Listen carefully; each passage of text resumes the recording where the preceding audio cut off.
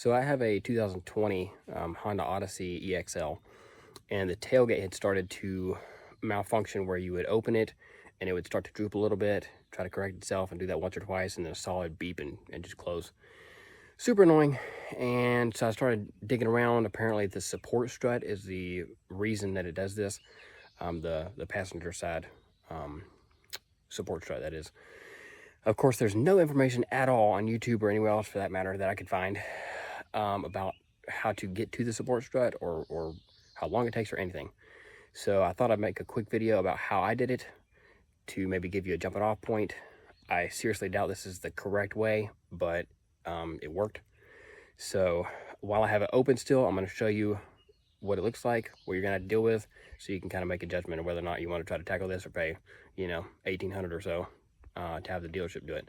So I'm gonna flip the camera around and show you what we're working with. Okay, very important you have a board or some kind of means of supporting the tailgate, because when you take that thing off, it could just droop if it wanted to. So you need to have a means of keeping it open for you. So we'll start with the side that I didn't have to mess with.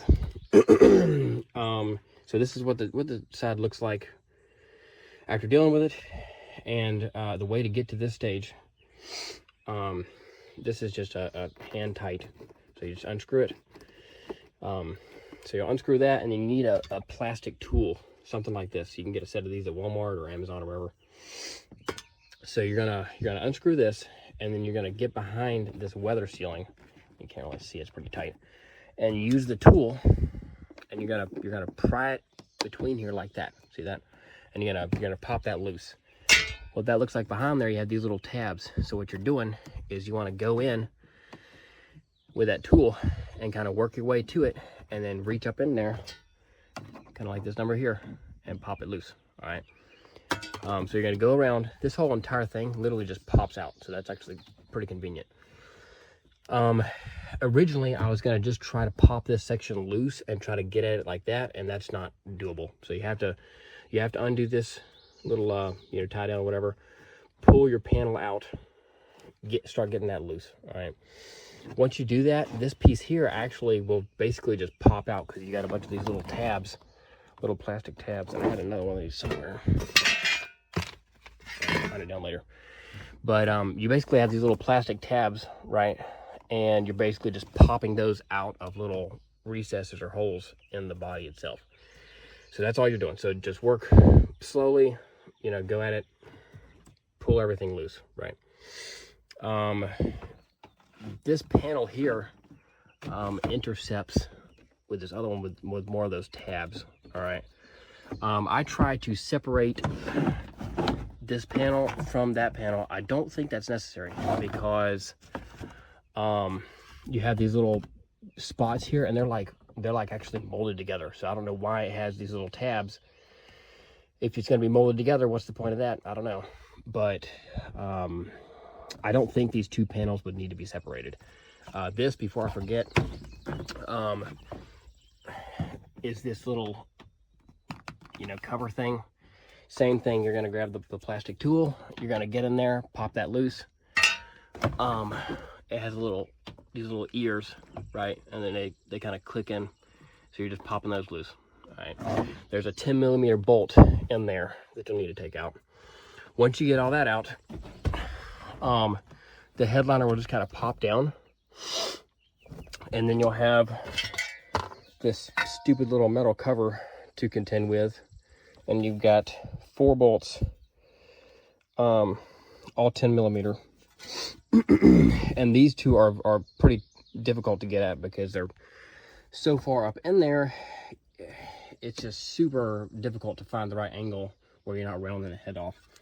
I found that a quarter drive with a 3-inch extension, or I think it's 3-inch, that seems to reach fairly well without being too big. So you have to take this cover off. Once you get to the strut, the ends here, I took them off of here, but basically you've got these little metal clips, right? And those clips are going to go around this little end cap, whatever you want to call that. And it looks like this right here when it's on actually installed. And you're gonna need a flathead. I would say probably like a 3/16 or so, something like that. What you gotta do is you're gonna go in here, right? And you're gonna pop that loose. The camera focus, yeah. So you're gonna pop that loose. And it'll look something like that, right? Once you do that, with a little bit of like wiggling, you can just pop this off, okay? Be aware when you go to install the new one, the new strut, the trunk, you'll probably need to have somebody or yourself push it up a little bit, because the old one, if you support the tailgate at the old level, when you go to put the new one in, you won't be able to line up the other end of it, because the tailgate will be slightly too far down. So you'll need to push it up a little bit to get the other side to line up. Otherwise, you'll be trying to push this thing onto the post that it goes on. And the post will be like here, and you'll be trying to push it on. And that won't work very well. Ask me how I know. So anyways, that's how that goes together. And then putting it all back together is kind of the reverse. You know, like I said, you got the 10mm bolts to go in that incredibly irritating shroud. So you'll put the shroud back in there. And then from there, it's all kind of reverse. Headliner goes up, this whole panel here presses back up, and then you kind of have to tuck it back into there. And yeah, it's basically all the same steps, but in reverse. So I haven't even tested this out because I just literally finished putting the new one on. But I do think it's going to help because I removed my support, and the tailgate didn't sag like at all. So I think that's probably going to be the culprit, or the solution, how you want to look at it. Closing thoughts would be, if you're thinking about this job and you are not mechanically inclined or a patient individual, I would not do it. I would just take it to the dealership. It is very testing of one's patience. The only issues that I ran into in terms of fitment, this panel piece here, I think this crease is new, so not great. Most of this scarring is from the previous owners. They had like dogs or something, I guess, I don't know. But if you use a flathead on these seams, that's what you're going to end up with. So just a heads up, because I thought these seams could come apart, but as I mentioned previously, it would be smarter just to take this whole entire bottom panel off and then kind of work your way up and get better access, and then split along this seam here, separate those two, because that'll give you enough access to get up in there, albeit, you know, pretty tight, but everything about this is kind of tight. Also, a little bit of creasing in the headliner. The camera makes it look worse than it is. It's actually pretty mild. If I did not point that out, you probably wouldn't notice it. This looks darker because I got some grease and stuff on it, so I went ahead and cleaned that. That's gonna dry and it'll be fine.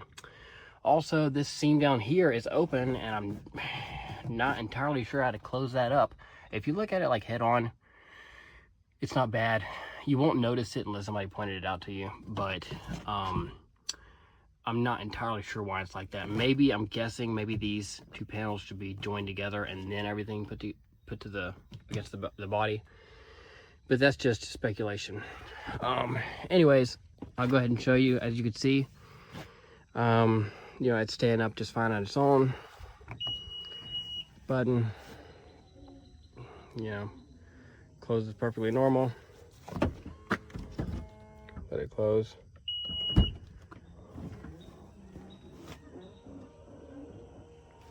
Opens up, doesn't settle, no herky-jerky action, none of that.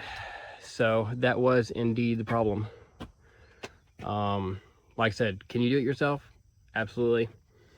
If you use the tips that I provided earlier, like I said, that, you know, that seam issue could probably be avoided if you snap those two panels together and then push that whole unit, like from this seam and down, pushed it all, clicked it back in. Do that as one unit. That seam down there would probably not be an issue. Nevertheless, it is what it is. I'm not pulling it back apart to fix it because it's not really that big of a deal. But yeah, hopefully that helps somebody. like I said, put in the comments if you have any questions about it, and I'll try to answer as best I can. But now you hopefully know what you're getting into.